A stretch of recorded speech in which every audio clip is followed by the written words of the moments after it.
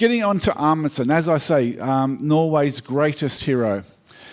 He was the very first person to discover a route through the Northwest Passage, the first to reach the South Pole, the first person, in fact, to reach both poles, the North Pole and the South Pole. He was first to fly a plane above the Arctic Circle, and he was the preeminent explorer in what was known as the heroic age, a heroic age of polar exploration. He was born on the 16th of July, 1872 in Bourget here in Norway.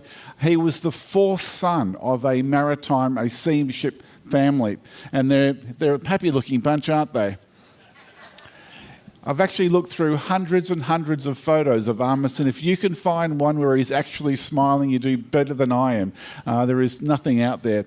But yeah, his father, his three brothers, his uncles and his cousins all went into shipping.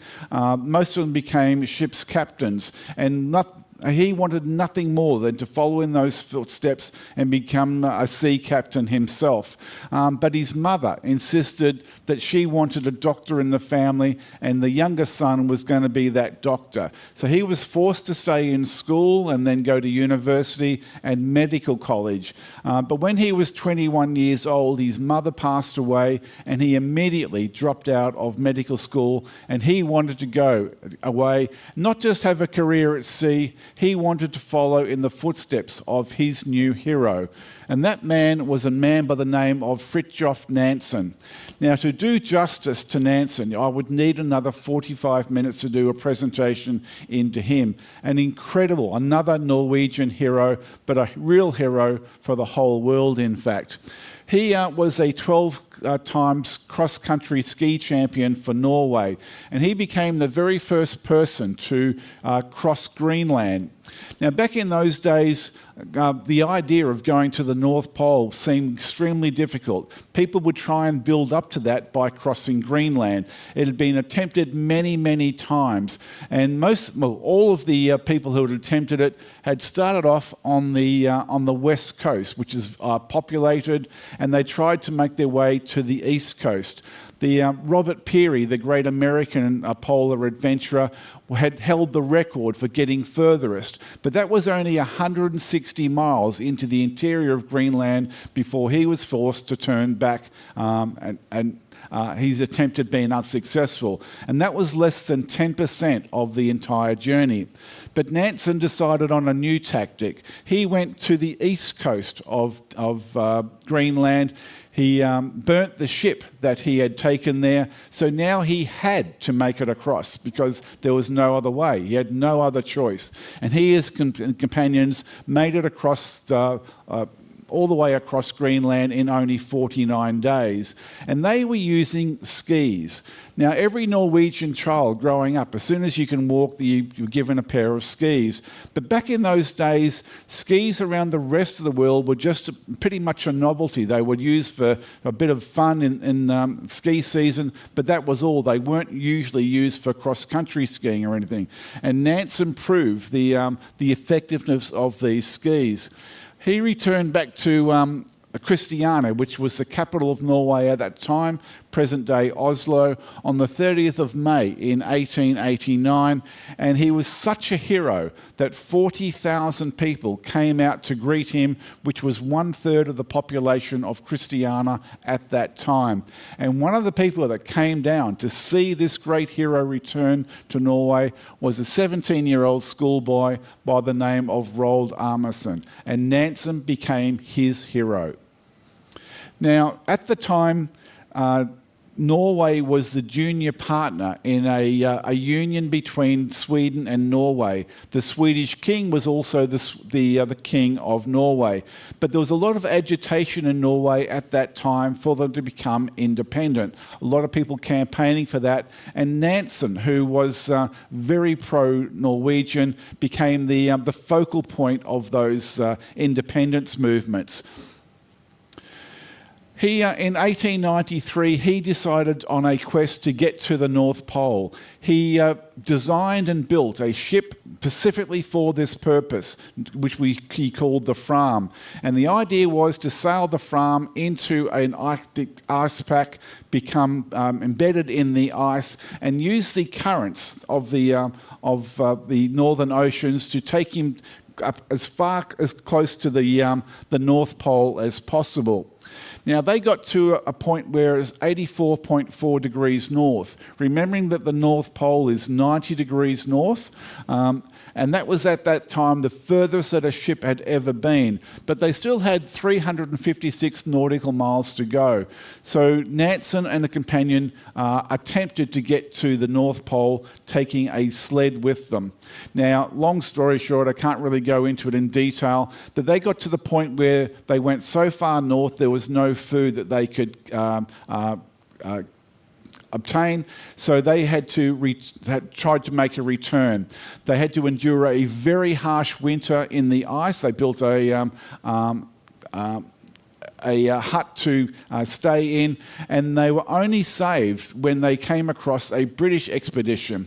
Now, everyone had given him up for dead, so when he returned back to Norway again, he was once again a national hero, and he became the mentor for young Roald Amundsen. They became good friends, and Nansen supported Amundsen in his quest to be a great explorer, both with information, support, and also financial support as well.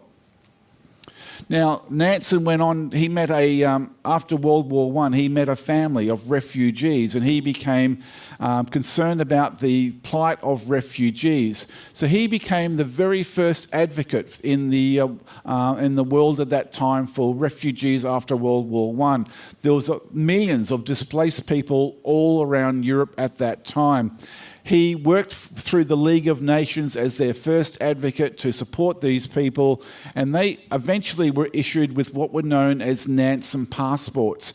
And these people had lost everything. They didn't have passports of their own. These passports were recognised by more than 50 countries around the world, and these refugees were able to find sanctuary at places like Canada, the United States, Australia, New Zealand, and other countries as well. He also arranged for relief during the Russian famine. And this was a time where millions of people in Russia were starving to death, and it's believed that he saved hundreds of thousands of people with the relief that he organised and sent to Russia. He was awarded the 1922 Nobel Peace Prize, and the organisation he set up to support refugees also won the Nobel Prize in 1938, 8 years after he passed away. The Nansen Refugee Award is still recognised today as the most prestigious award for supporters or advocates of refugees around the world. When he died in 1930, every school in Oslo or Christiania at that time, every school, every business in the city closed down, and it's believed that the entire city came to pay their respects to their greatest national hero at that time. Now, in the meantime, Amundsen himself wanted to model himself on Nansen. He threw himself into his studies to become a master mariner, and he passed his qualifications for mate in 1896. He sent out letters to anyone who was going, who announced that they were sending out an expedition to anywhere in the world. And finally, a Belgium expedition accepted him to go on an expedition down to Antarctica.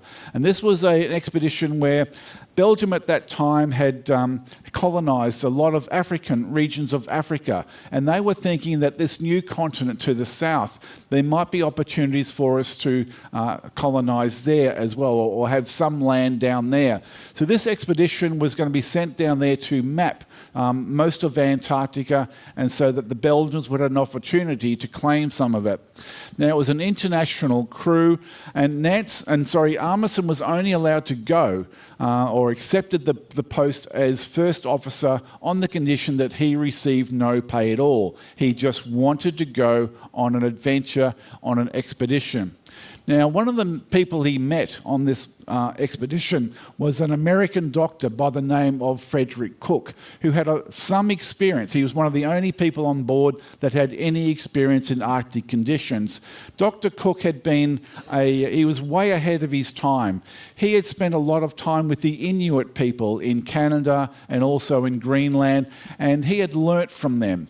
He had seen that they didn't suffer from the same illnesses or maladies as the Europeans seemed to do, including things like scurvy. And he studied them, and he put it all down to their diet of fresh meat, including seal meat, and especially the internal organs of the seals, the offal within those seals. And he was one of the first people to suggest that if you ate this fresh meat, you wouldn't suffer from scurvy.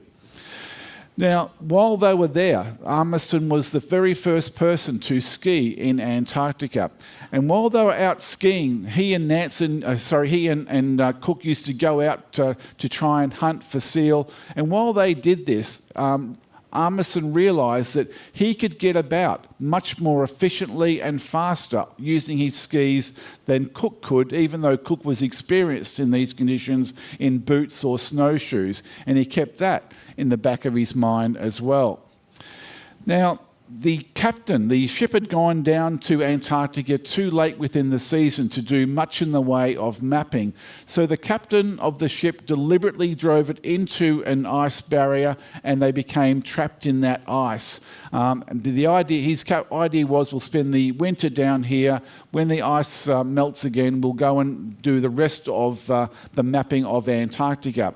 But the crew had no intention of doing this that wasn't what they signed up for. They had no clue that the captain was planning to do this. So they tried to mutiny, but there was absolutely nowhere for them to go. They had to endure a very bleak, cold winter in Antarctica in complete darkness for 3.5 months, minus 60 degrees often, and fierce, more than 100-mile-an-hour winds on occasions as well. Some of the men who refused to eat the fresh meat that Cook and Amundsen had gone out and hunted for them started to contract scurvy. In fact, half the crew came down with scurvy. One man committed suicide, and 2 other men went insane. So when spring did come and the ship came out of the ice, and the mutiny was in the air, the captain had no choice. They had to abandon the expedition, and everyone made their own ways home. But it had given Amundsen a little bit of experience in those sorts of conditions, and it had given him the worst experience possible in how to manage and lead an expedition. So he said, if I'm going to command an expedition of my own someday, it's all going to come down to very precise preparation and planning. He needed men who had skills in that region and who knew what they were signing up for and could spend long periods of time under those conditions, and they would also need fresh food. He came back to Norway and he did his national service, and he really enjoyed this time as well, because a lot of that national service was going out into the wilderness and learning survival techniques in the harsh Norwegian winter wilderness. And then he achieved his examinations, he passed the examinations to become a master mariner, so he could command any Norwegian ship at sea. But it was a role that he never actually took up. Now, the Northwest Passage. Europeans had been obsessed with the Northwest Passage for more than 400 years. It was a route, the only 2 sea routes available to Europeans to get to Asia, for example, were either all the way down the Atlantic and under the bottom of South Africa, and then all the way across the Indian Ocean, or all the way down the Atlantic again, through the Straits of Magellan, and all the way across the Pacific. There was 12,000 miles of travel, and over the years, hundreds of ships were lost to the sea forever. There had to be a better way, and it was thought that if there was a way under the bottom of South America, surely there's a way across the top of it to the northwest of Europe, a Northwest Passage. And over the years, dozens of the greatest names in exploration went searching for the Northwest Passage. Henry Hudson, he sailed into a river thinking this might be the entrance to the passage. That river is now named after him, and of course is where New York is located. A couple of years later, he was sailed further north, and he went into a bay which is also named in his honour, Hudson Bay, and he thought he had found the Northwest Passage. When he wanted to continue after a very harsh winter, his crew mutinied. They cast him adrift in a longboat with his 8-year-old son and 7 other sailors, and Henry Hudson was never seen again. But the great French explorer Jacques Cartier, on the Feast of St. Lawrence Day, he sailed into a river as well, thinking this might be the entrance to the Northwest Passage. He sailed all the way up to where present-day Montreal is now, only to discover that he couldn't go any further.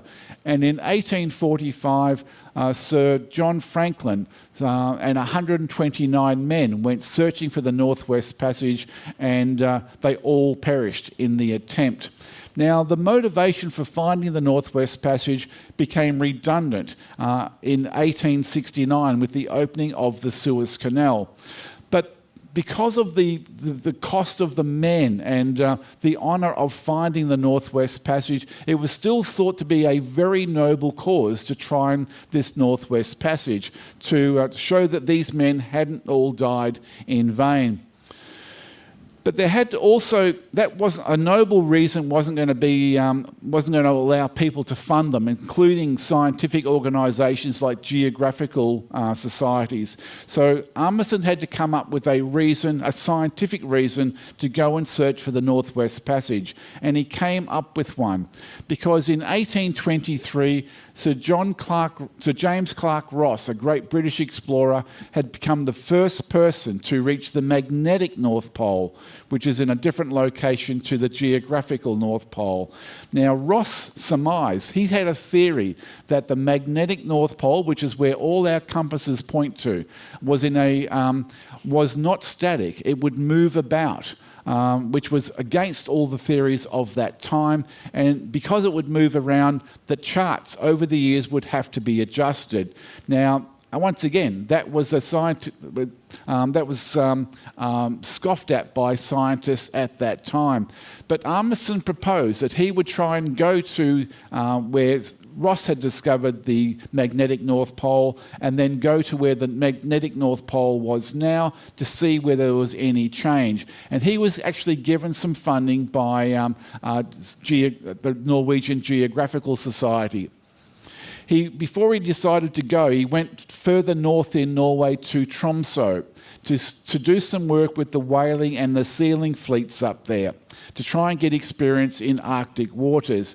Now, the men of Tromsø back in those days were very isolated and mistrustful of any outsiders, including their southern counterparts from southern Norway.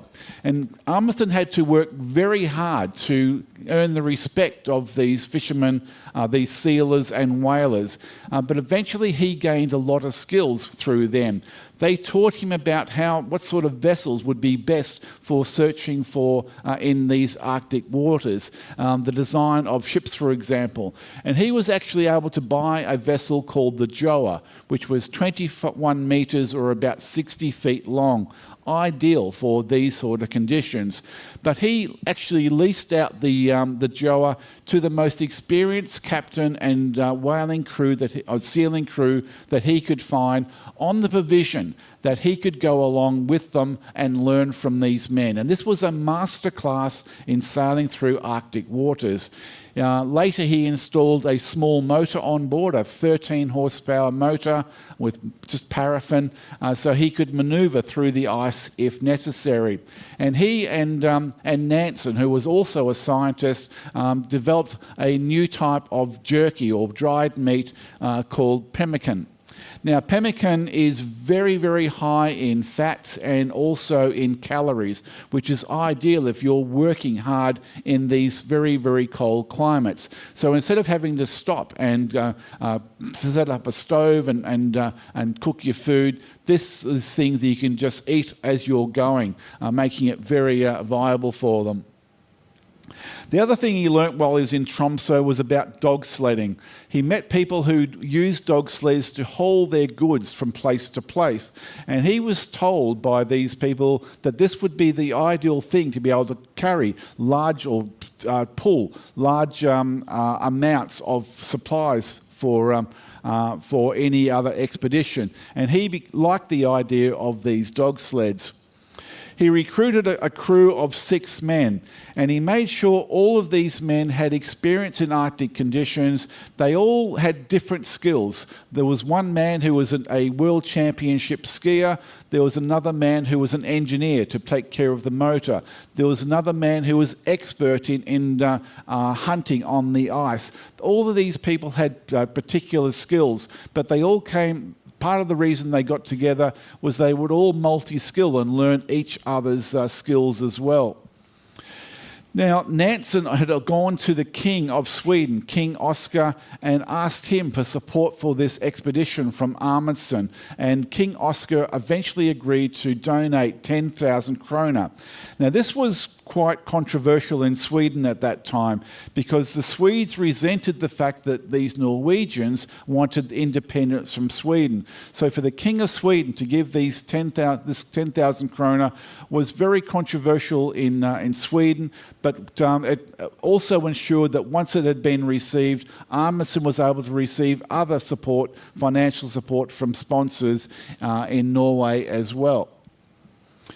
Now, they left in June 1903 in search of the Northwest Passage, and they sailed across to Beechey Island in the northern regions of Canada.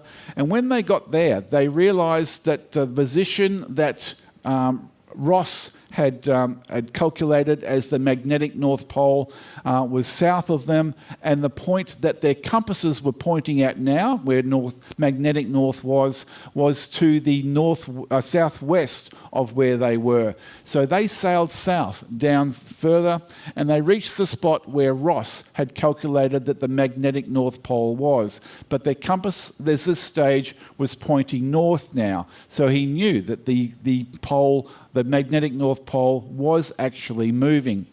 They found a little a bay as winter was approaching, and they thought they'd spend the winter there because they might not find anywhere better. And they called this Joa Haven, and it's still called Joa Haven today. It is the largest settlement in that northern area of Canada.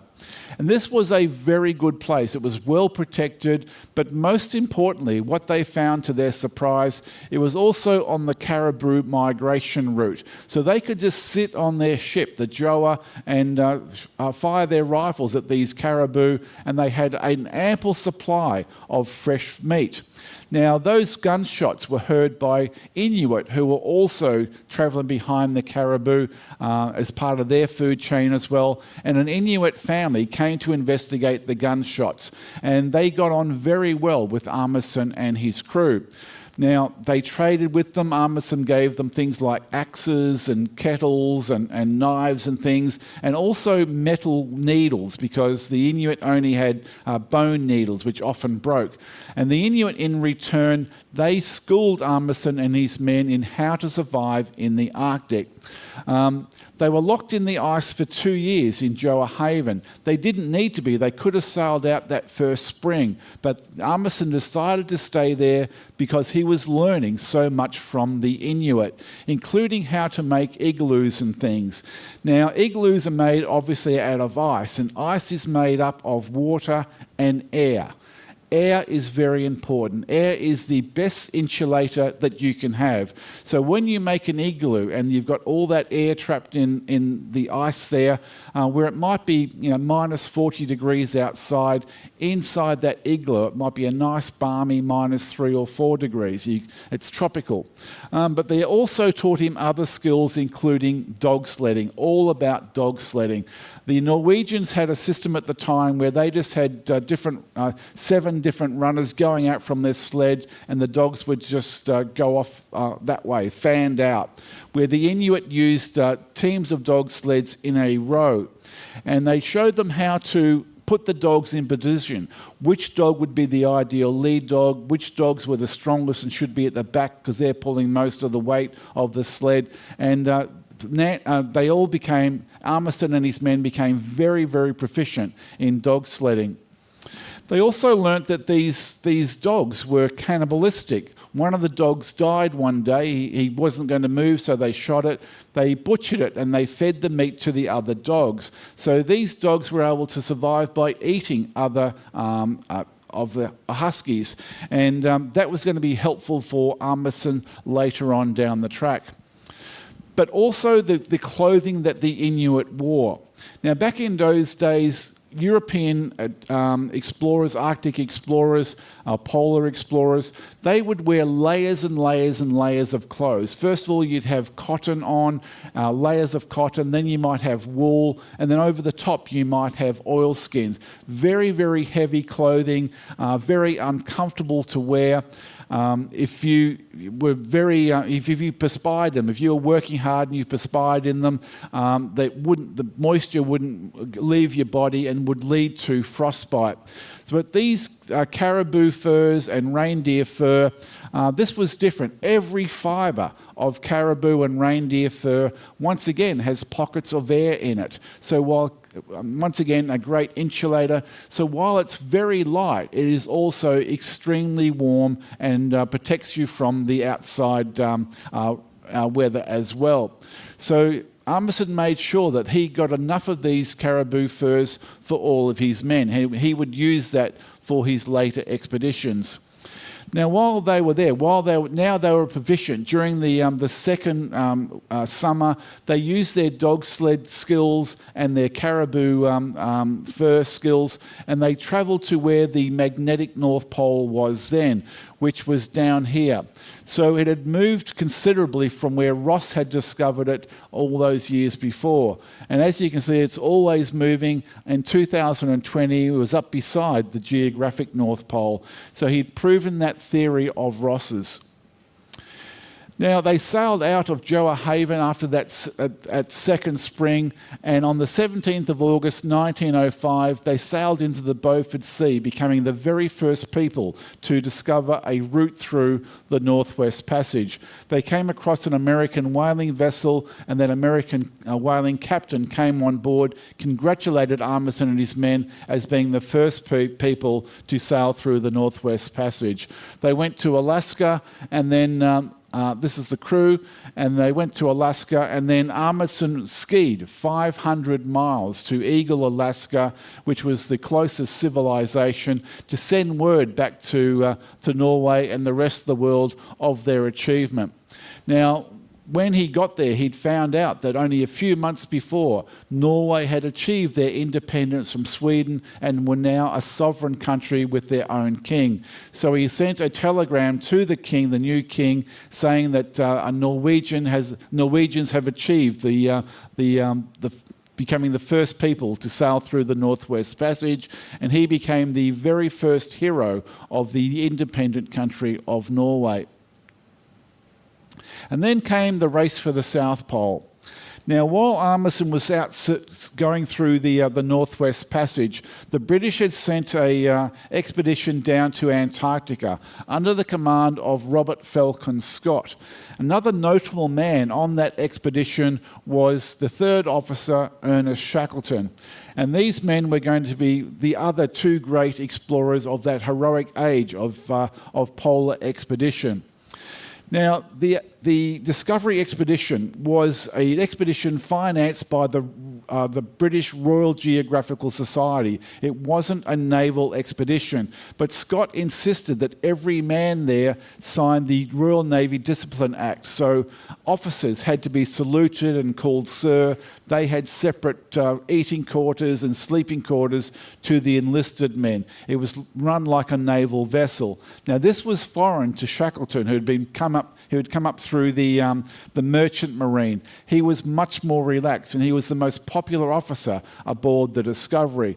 But he was also quite well regarded at first by Scott, who selected Shackleton and another man by the name of Edward Wilson to go on a sledding expedition to try and get as far south as possible, close to the South Pole.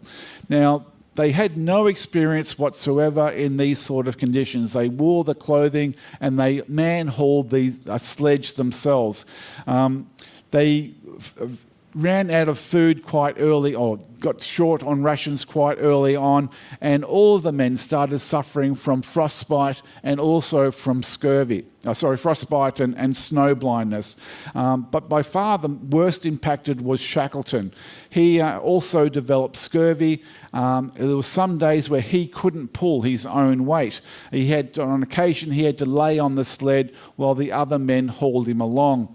Now, they eventually made it back by the skin of their teeth. And this is a photo of them when they got back. All their faces are black because of the frostbite. Now, Shackleton was sent back to England straight away, while Scott stayed in Antarctica for another year. But when Scott got back to England, he wrote an account of the voyage called The Voyage of the Discovery. And in this book, he is very, very critical of Shackleton, saying that Shackleton was a slacker. He didn't pull his own weight. He had been a burden on that during that sledging expedition, and that he should have, it doesn't say it, but if you read between the lines, it's easy to see, it suggested that Shackleton should have sacrificed his life so that the other two men had a better chance of survival. And this caused a rift between these two explorers for the rest of their lives. But then Shackleton decided that he would take his own expedition down to Antarctica to see whether he could make it to the South Pole. And this was the Nimrod expedition. He set out with 3 other men to try and get to the South Pole. Now, once again, it was a close-run thing. They took 110 days' worth of food because that's all they could carry. And on day 73, they made it to a point where they were only 97 nautical miles away from the South Pole. And Shackleton had to make a decision. He knew he couldn't survive with that much food if he went to the pole and back again. So he decided enough's enough, and they returned back with his men, saving his men. Now, he was criticised by Scott for not making an attempt for on behalf of Britain to become the first people to reach the pole. But then it was Scott's turn again with the Terra Nova expedition of 1911. He was going to take another expedition funded by the Royal Geographical Society to try and make it to the South Pole.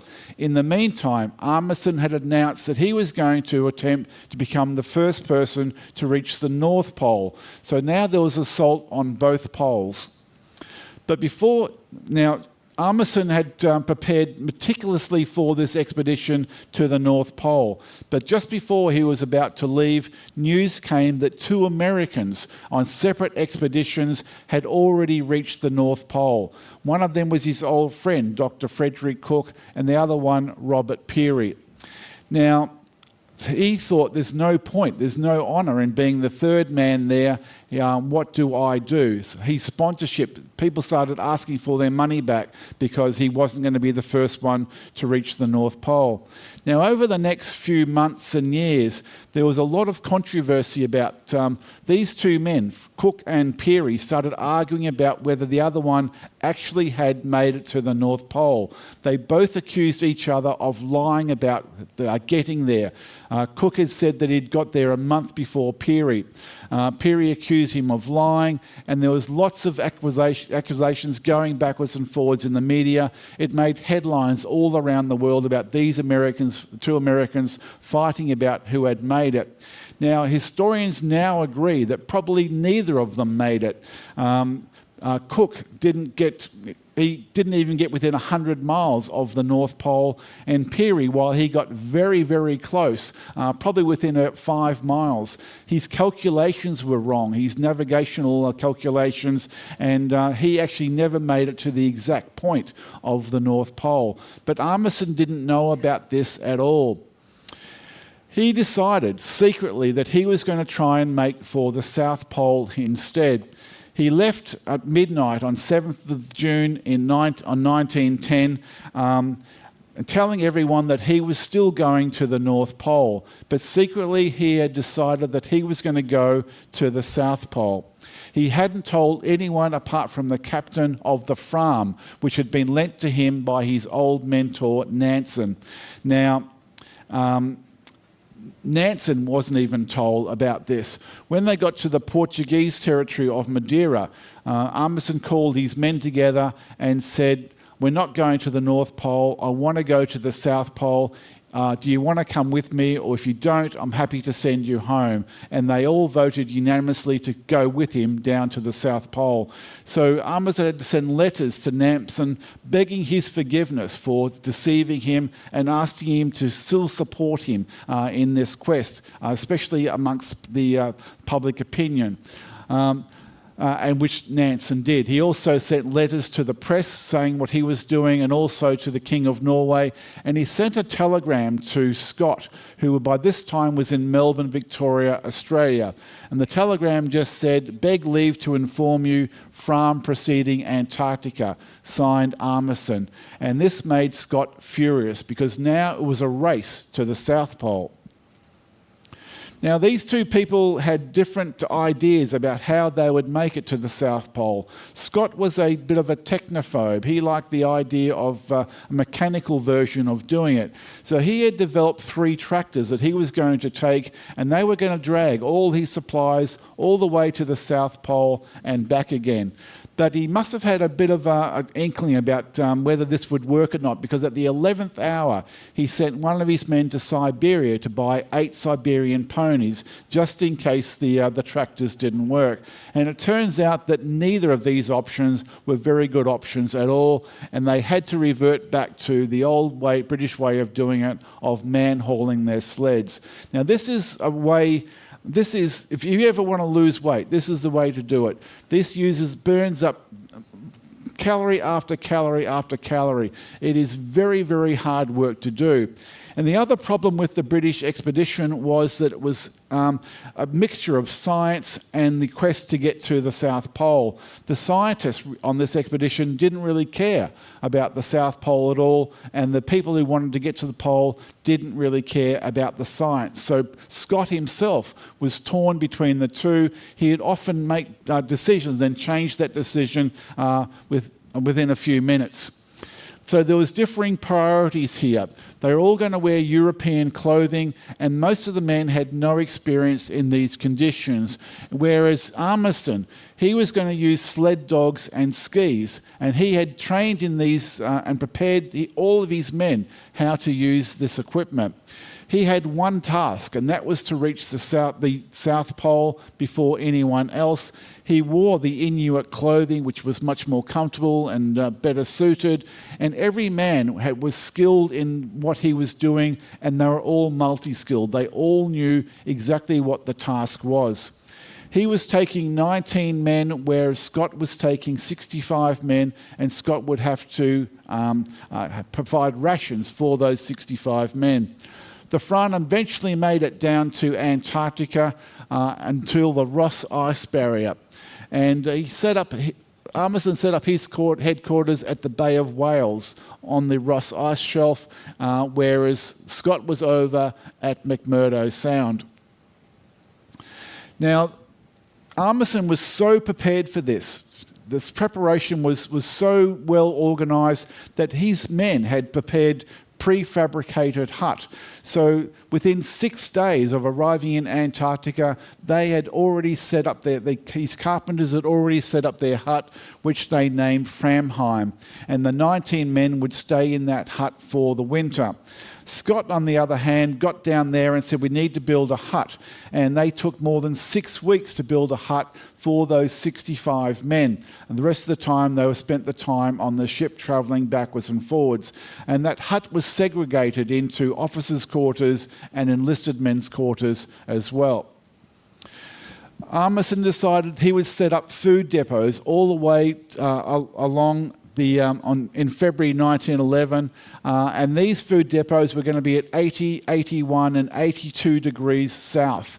Now, these food depots were going to be huge depots full of food and fuel for their cooking equipment, and would have a large flag on. There'd be like an igloo type thing. And then every 100 metres to the left and to the right of these food depots, he set up little igloos with flags on it, and those flags had numbers, and all of these, which were 100 metres apart, were connected by ropes. He knew that if he was coming back, he might be coming back in a blizzard, he might miss the food depot, but he would surely come across one of these other markers. He would be able to read the number on the flag and know exactly which way to turn to get to his food depot. His preparation was absolutely precise. Now, this was also a good test of the dogs and the skis, and it worked magnificently because they were able to cover 30 nautical miles every day. They could have gone further, but Amundsen said, no, we don't want to overwork the dogs. We won't go any more than 30 nautical miles a day. In the meantime, Scott was using his tractors and his ponies. One tractor fell through the ice and sunk. The other tractors wouldn't work. The oil that they'd bought wasn't thick enough for the machinery in those sorts of climates. And on the very first supply run to set up a supply base, 6 of the 8 ponies died, and only 2 were left. Scott and his men had to man-haul their sled, and they were only able to make a maximum of 12 nautical miles a day on their very best day. And when they'd finished each day, they were absolutely exhausted. So when they set up their supply depot, they set it up 30 nautical miles short of where they originally intended for it to be, and that would cause a disaster later on. They all settled back into their huts for the winter because they couldn't travel in winter. They spent months in those huts. And then on the 19th of October, 1911, Amundsen set off with 5 men, 4 sledges, 52 dogs. He took a lot more dogs than he needed. He didn't know he was travelling over new territory, whereas Scott was going over territory that Shackleton had gone. He knew the route. But Amundsen didn't know how many dogs he would lose. They eventually made it up to the glacier, up to the top there, and they started destroying some of these dogs and feeding it to the other dogs. And eventually they got down to 18 dogs. Now the men would later say that these dogs, destroying these dogs was the hardest part of the whole ordeal. They'd spent all this time on the ship with these dogs, and all the winter spent with them as well, and they became great companions to them. They reached the South Pole on the 14th of December 1911. The 5 great Norwegians here, they set up a tent and planted the Norwegian flag. And they spent 3 days there making sure that they had exactly the right position. They would ski out and take navigational readings to make sure they were exactly at the South Pole. Amundsen wrote a letter for Scott and left it inside the tent. And that letter was basically, would you mind delivering this other letter to the King of Norway in case we don't survive the trip back? And then they started their return. In the meantime, Scott was still more than 100 miles away. He had 16 men with him that he had to feed along this way. And now he decided that he would make a dash for the pole. But he once again made a very strange decision. Instead of taking the 4 men for the polar assault team that they had originally planned to do, he decided to take 5, which was a very unusual, very unpopular decision amongst his men because they only were able to take rations for 4 men. And once again, this would prove a disaster. When they were on the 15th of January 1912, when they were still 20 miles away from the South Pole, Scott looked through binoculars and saw an object in the distance. And 2 days later, they reached that object. It was Amundsen's tent at the South Pole.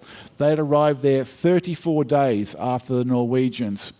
Now, they were absolutely exhausted. but now they were also emotionally devastated as well. They weren't the first ones to reach the South Pole, and you can probably see the despair in Scott's face here.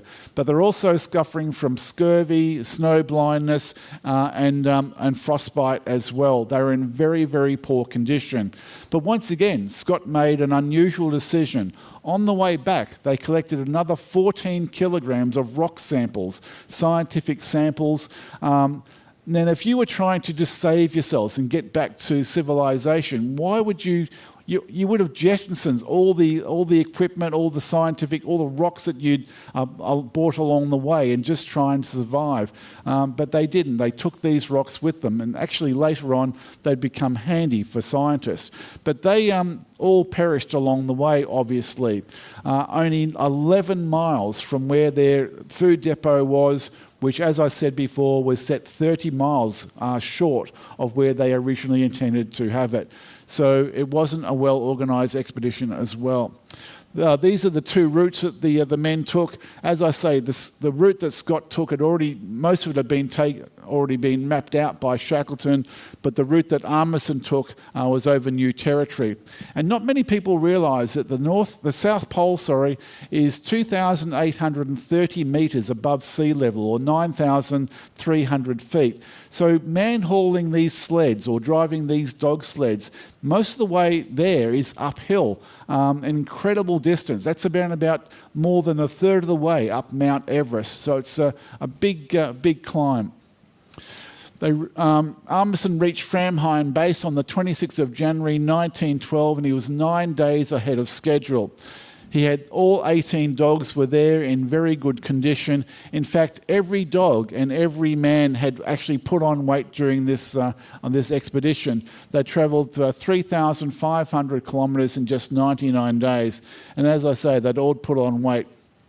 They sailed for Hobart, Australia, where they sent telegrams to inform the world of what they had achieved. And once again, they became heroes all the way around the world, but especially back in Norway, where they received a magnificent reception upon their arrival. To raise money to pay off some of the debts of this expedition, Amundsen went on speaking engagements, giving lectures, and he was actually in the United States giving lectures when he found out the fate of Scott and his men 12 months later.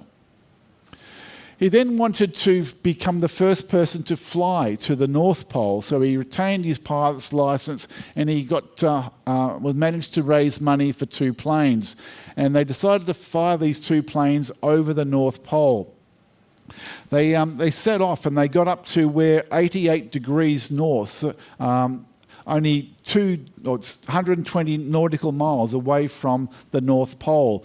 But one of the planes crashed there.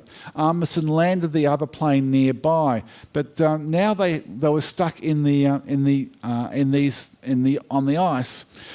They were there for more than a month on very restricted rations, hardly any food at all, and they had to try and make a runway for the remaining plane to be able to take off.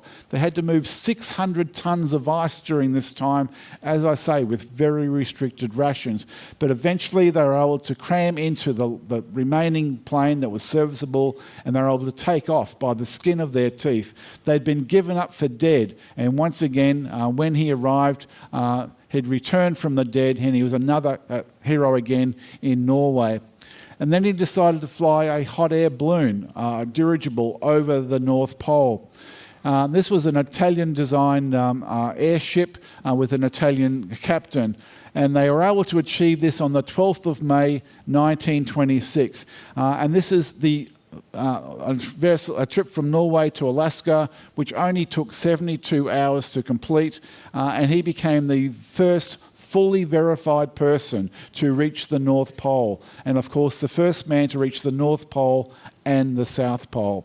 And after that, he thought that's enough, and he retired from his exploration days. But when the captain of that Italian airship went missing on another expedition, Amundsen decided to use his plane to go and search for his friend. And unfortunately, he disappeared on the 18th of June, 1928. The only part of the plane that was ever found was one of the floats from the plane. Amundsen's body itself was never found. He is a national hero here in Norway. You'll see evidence of him everywhere you go. We've got Amundsen gin and things on board here. If you ever get the chance to go to the Fram Museum in Oslo, it was set up in 1936. Magnificent museum. Inside you'll find the Joa and lots of other things that they'd taken on his expeditions. The Joa was returned from San Francisco in 1972, and it's inside the museum there now. So ladies and gentlemen, that's the story of Norway's greatest explorer. I hope you've enjoyed it. I hope you enjoy the rest of your cruise. You've certainly brought the weather with you, and I'll see you around the ship. Thank you very much.